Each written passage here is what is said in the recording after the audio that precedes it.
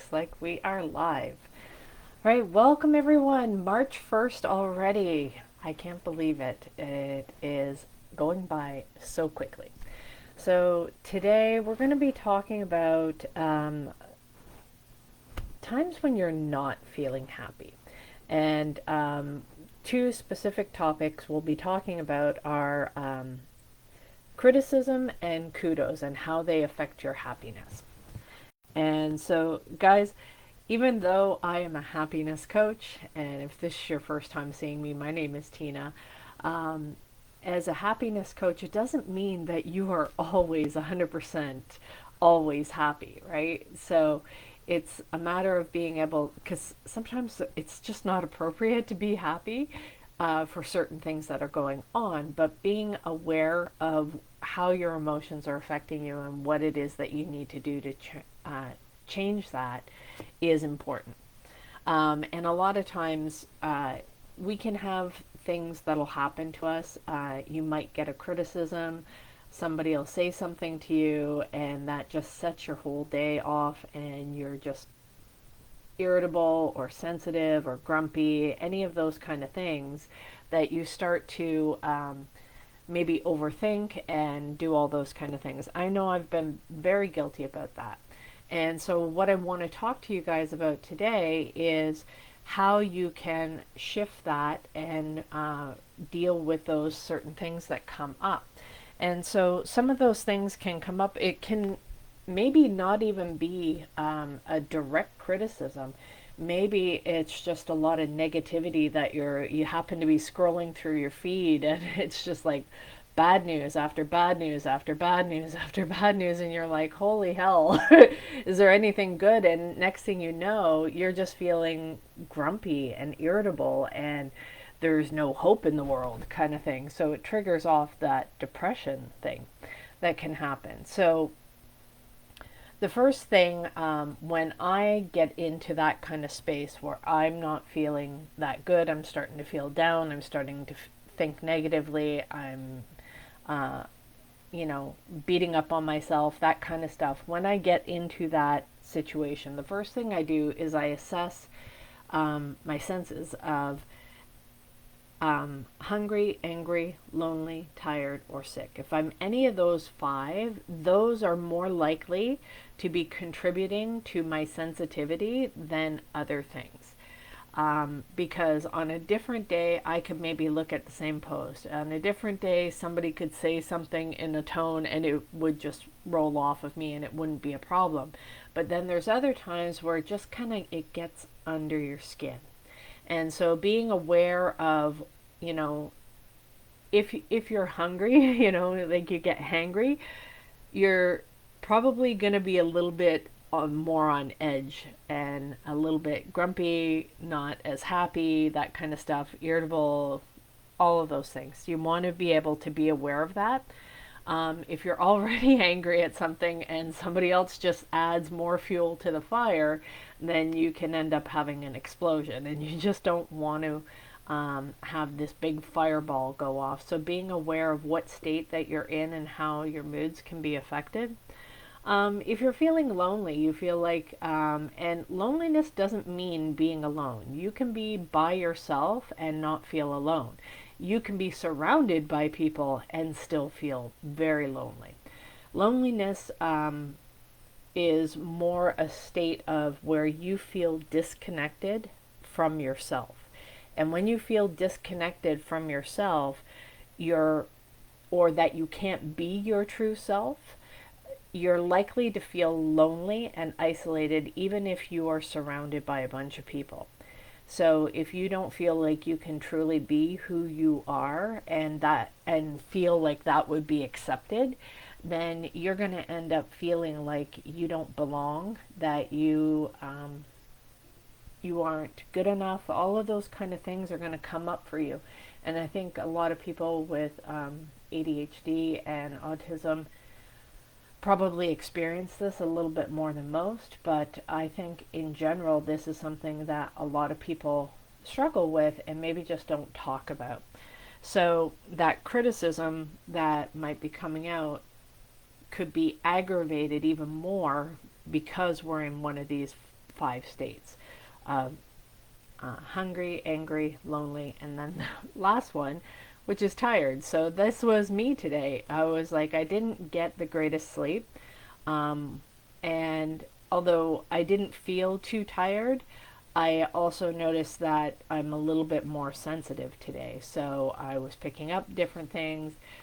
Compound that with scrolling through social media and a few other negative things pop up, and then uncertainty starts to creep in. So being aware how things are affecting you and what's going on with you within your own body is going to help a lot to be able to understand what's going on with you. And then, of course, sick. If you are starting, if you're in pain, if you're not feeling well, um, you're not going to be the best kind of version of yourself, and you're going to be a little bit more tired, a little bit more irritable, and you're not feeling well, right? So I'm not sure what I'm bricked is. Maybe I'm too old. Oh, Jesus. Okay, that's time for you to go. Bye bye, George. Block.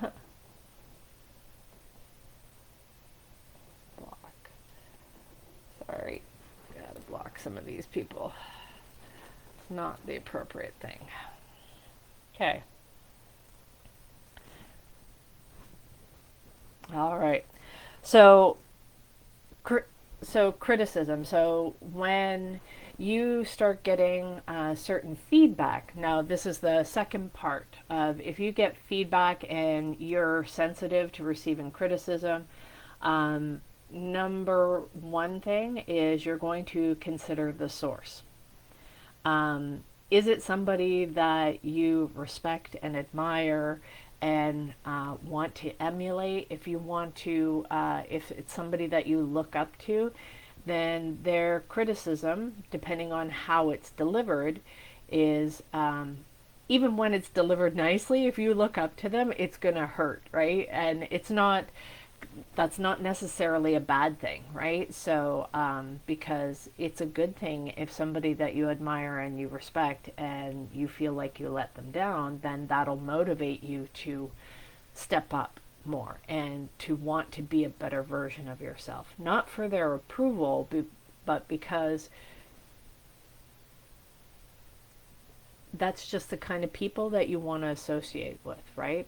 And that's who you want to be around. So when you do those kind of things and you step up to the plate in that way, then you are going to feel so much better if you are able to take that feedback, that criticism to heart. Now, if that same person does it in a way that belittles you or shames you, then you're going to feel that criticism more. So one of the things that I do when I'm receiving that feedback is I assess who it's coming from.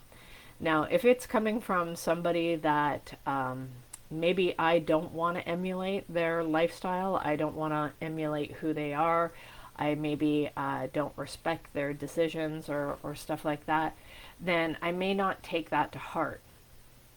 And I may just kind of let it go. It's not that important.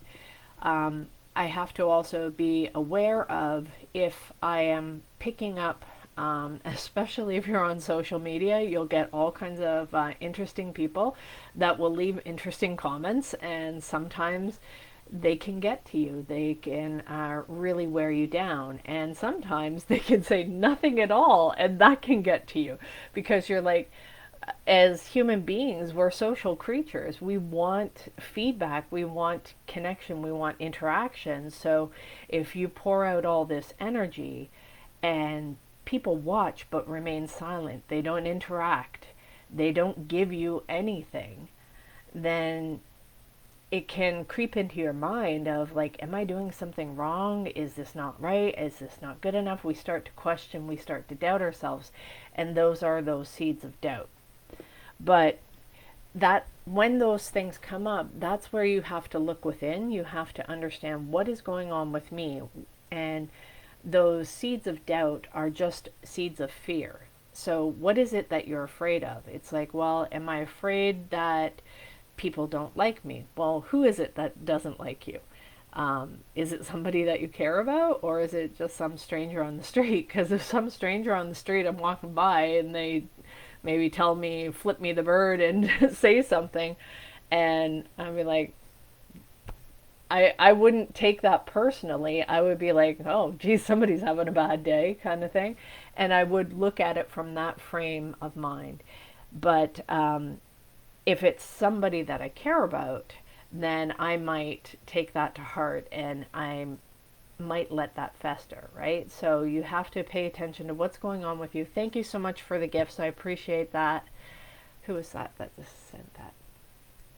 Nikki. Thank you so much. Appreciate you. So when you're so assess who that criticism is coming from, and then assess, instead of taking it on that I'm a terrible person, because if anybody gives you critical feedback and it's done in a demeaning way, they are belittling you, they're tearing you down as a person, then that is not a good person to be around. Somebody that is deliberately trying to harm you is somebody that you definitely want to reduce as much time that you're spending with them as possible, because that will definitely affect your overall happiness. So if they're deliberately trying to tear you down, that is not a good thing. If the criticism, maybe it's something that's true, right? And that's where it's on us to be able to take a look at, well, is that true? Criticizing a behavior is different from criticizing a person, right? If you criticize the behavior and say, you know what, you did this way and it made me feel, upset when you did that. This is what I'd like to see in the future. Then it gives somebody the ability to change the behavior without making it look like they're not a good person. Thank you again for the gifts, Nikki. I appreciate the roses. So, so being able to correct the behaviors is something much more important. And it's important that when you give any criticism, that you focus on not only what the person is doing wrong, but what you would like them to do correctly and how to do that correctly. So the next thing is the criticism. Oftentimes, it's not the criticism that comes from others that sticks with us. It is the criticism that we agree with and we believe make us a bad person that will end up causing us to get into that overthinking, negative thinking loop. And that will definitely reduce our happiness levels and will cause uncertainty, will cause doubt, and will cause a lot of fear and cause us not to perform at our best. So this is something not just in our personal relationships, but in professional relationships, that if maybe somebody looks at a presentation that you did, right, at work, and they're like, you didn't do that very well. Like, oh, your lighting's all fucked up. Like, stuff like that. Or you're not looking at the camera properly, or any of those kind of things. If I take that on to be a personal slight to me, I know my camera lighting is not good. I'm in a temporary location, so I'm working with what I have, so I can accept this level of imperfection. Other people may not. They may take that as a personal slight and not professional and blah, blah, blah. So it's up to us to understand how much we're going to internalize, how much we're going to allow that to affect us. And are we allowing it to affect us at a level where it makes us a bad person? Does imperfect lighting or not looking at the camera properly make you a bad person? No, I think there's quite a few other things that might hit the top of the list before that happens. Yet sometimes, because we don't analyze what is going on internally with us, we don't look at, we don't question the self-criticism that we have. And when we question the self-criticism, then we can actually change it. We can say, where is this coming from? And maybe it's a belief that was instilled in us from somebody else. Maybe when we were younger, or a different work environment or something like that, and we just feel like we're not living up to those expectations. And now, if you agree with that, and you're like, okay, I can do something about it, then you make the necessary changes to be actually able to make it so it's not a personal thing. Because when we can get to a point where we can see that we can change our behaviors, we can improve, and there's no behavior that we have that is not improvable. Every behavior can be changed if it is something that you choose to change. Now, that may take some work. It may take you challenging some of the belief systems that you have, and that's not an easy task to do, especially if it's been a long indoctrinated belief that you've held. Um, you know, for example, and this isn't even something that's that bad, but say you're somebody who has a very high work ethic. You are a hard worker, you get everything done, you always give 110%. That's a pretty good quality. Most people like that. But imagine you now get injured and you are forced to stay in bed. You're not allowed to move. You have to sit there to allow your body time to heal. Well, you're going to feel some depression. You're going to feel some discomfort. You're going to feel out of sorts because your whole identity is wrapped around being the doer, being the one that pushes forward, being the one that, is always getting things done.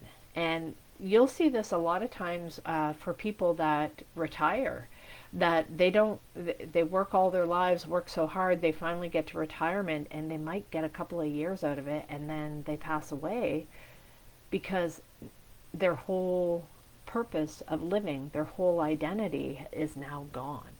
And so I'm not sure where this wasn't part of the original talk, but I guess maybe there's somebody out there that needs to hear that piece. But and I've seen that a lot, and so I was always worried about it actually, so my plan was never to retire.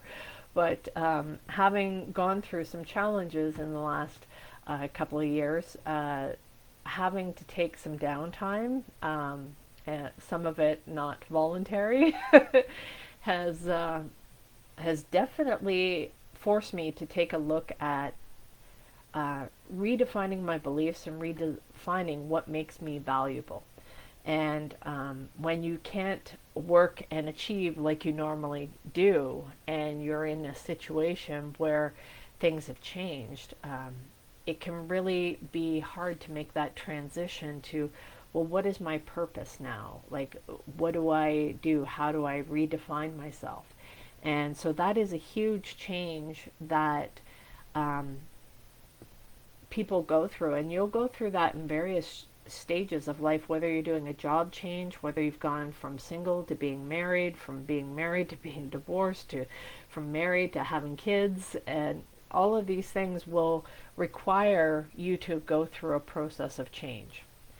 And so criticism is something that we get a lot externally, but it's not the external criticism that is the most damaging for us. It is the internal criticism, the stuff that, like I said, so if somebody can be the catalyst for it, they can start the criticism. They can say, oh, your hair's all messed up, and I don't like the way your glasses look. And you might think, oh, I didn't buy the best glasses, they're not a brand name, and you spiral down into self-doubt. If you're going down that path, it's not so much the other person's criticism that's the problem. It's the fact that we agree with it. And when we agree with the external criticism, and we don't evaluate it, we'll internalize it and we'll create a belief system out of it, and that'll cause us to maybe get stuck with some things. And being able to shift that and understand, oh, okay, it's not so much them criticizing me. If I get upset, if I get reactive to somebody else's criticism, then I need to sit with myself and understand what's going on with me internally, understand where the fear is coming from, and what belief system, what story I have wrapped up in that. And when I'm able to identify that, then I can kind of make a different decision, and I can make one based more on logic to help shift the emotions into something that is more productive and helpful for me to move forward with. Okay. The next piece of it that I wanted to talk about was the kudos piece. And so just like criticism, we can get positive feedback from other people, and that is a good thing. It's something that when I'm dealing with people, especially in a work environment, if you're going to give criticism, make sure that you pull out kudos of things that you genuinely appreciate about the other person, the things that they're doing, pointing out, like with employees, you always want to try and catch them doing things right versus focusing on catching them doing things wrong. Focus on catching them doing things right, and they'll do more things right. You focus on catching all the things that they're doing wrong, and they're going to do more things wrong. So it's kind of like this whole energy exchange of that you will end up creating a self-fulfilling prophecy. If you believe that your employees are always doing something wrong, then guess what? They're always going to be doing something wrong. So if you think that they do the majority of the things right, then you're going to catch them doing more of the things right, especially if you're giving them feedback for that. So from that perspective, you definitely want to be able to give that kudos where you can and add to that. The next thing would be is you have to be aware, am I doing this for approval? So if you're doing things just to get the kudos, that can actually end up being a very negative thing and a very self-destructive thing. Because what will end up happening is you will be doing all of this work, all of this time and energy is spent on chasing these achievements and goals, and only to find out it wasn't something that really made you happy. It was something that you were doing for somebody else's approval. And what happens if they don't give you that approval, or they don't think that you actually worked hard on it, or you should have done it a different way? Well, now what happens? Now that criticism that comes to you becomes really destructive because you were doing it for the approval of somebody else, instead of this is the right thing that I want to do, and you understand why you're doing it and why it's important for you to do it. Now, if you're doing it for somebody else to give you praise for it, then that could be setting yourself up for some failure and for hurt feelings, basically.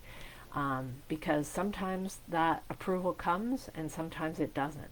So you have to understand, why am I doing it and why is it important for me? And even if nobody gives me approval for this, and maybe everybody gives me criticism for it, is this something that's still worthy for you? Is it something that you still want to do? So, and why is that important to you, right?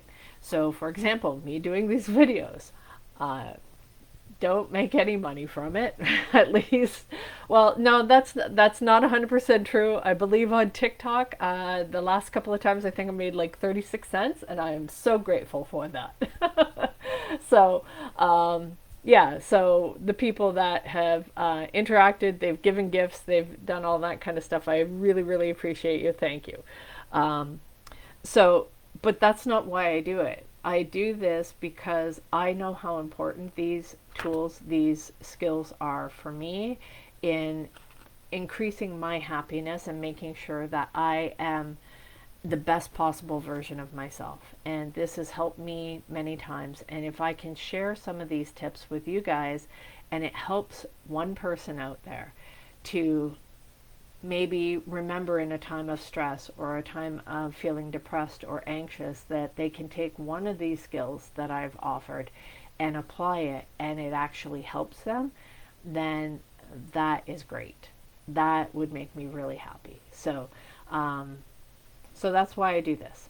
And obviously I am a coach, and if you want more hands-on training, I can help with that. I do have a community that I'm creating, and if you want more information on how to join the community, it'll be a topic that we discuss, and then also give you a chance to be able to share your thoughts, your opinions, because I care about what you guys think and what you guys have to say. So that is the training for today. So hopefully that you found that helpful. If you want more information on the coaching program, please let me know, and we will talk to you again later. Have a great day. Bye, guys.